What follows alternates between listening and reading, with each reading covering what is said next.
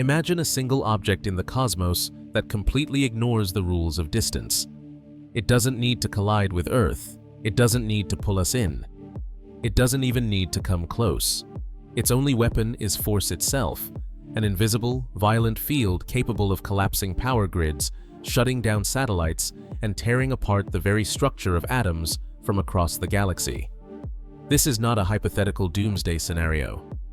This is established physics. These objects exist. We have measured them. We monitor them. And in 2004, one of them interfered with the physical systems of our own planet, from 50,000 light-years away. They are called magnetars.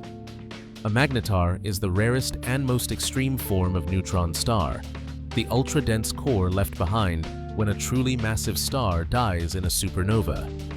When such a star collapses, gravity overwhelms everything else, crushing matter into a state we cannot reproduce on Earth.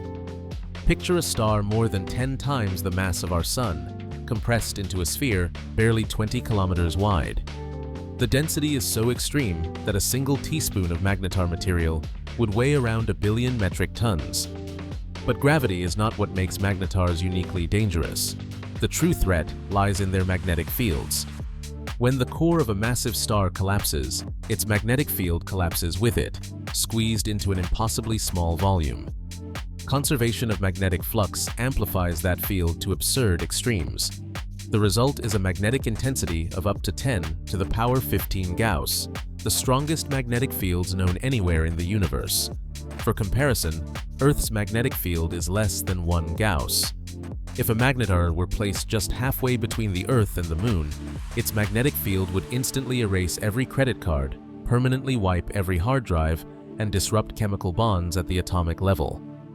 At close range, it wouldn't just damage technology, it would interfere with the structure of matter itself. A black hole is only dangerous if you cross a boundary. A magnetar doesn't need your permission. The magnetic field of a magnetar places enormous stress on its solid crust. Over time, that stress becomes too great. When the crust finally fractures, the star experiences a starquake, the most violent quake known in nature. These starquakes release colossal bursts of gamma radiation, the highest energy light in existence. In December 2004, a magnetar called SGR 180620 suffered such a rupture. In just 0.2 seconds, it released more energy than our Sun emits in 250,000 years. The burst traveled 50,000 light-years across the Milky Way, yet still arrived at Earth powerful enough to ionize the upper atmosphere and disrupt satellites. And that magnetar wasn't even pointed directly at us. If a magnetar were closer and aimed toward Earth, the sequence would be swift and devastating. Satellites would fail almost instantly. Induced electrical currents would collapse power grids worldwide. High-energy radiation would damage DNA and increase mutation rates. At extreme proximity, parts of Earth's atmosphere could be stripped into space. No impact, no explosion, just invisible physics reshaping reality. The nearest known magnetar is about 13,000 light-years away, and none are currently aligned with Earth. But magnetars remain a sobering reminder. The universe doesn't need to invade us to be dangerous. Sometimes, the most unsettling threat is simply the wrong kind of physics, existing in the wrong direction.